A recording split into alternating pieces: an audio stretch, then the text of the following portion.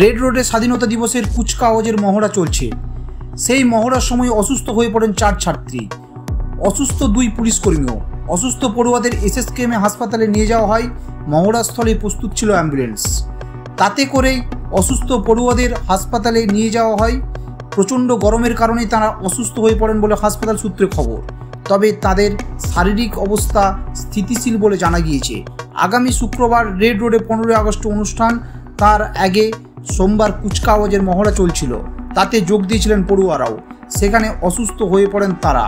পাশাপাশি সপ্তাহের প্রথম কাজের দিন শহরের অন্যতম প্রাণকেন্দ্র রেড রোডের স্বাধীনতা দিবসের কুচকাওয়াজে মহড়ায় সকাল 8টা থেকেই বন্ধ রেড রোড, স্তব্ধ ধর্মতলার আশপাশের অঞ্চল। অফিস টাইমে রাস্তাঘাট বন্ধ থাকায় সমস্যায় পড়েন নিত্যযাত্রীরা। ব্যুরো রিপোর্ট, লটারি সংবাদ।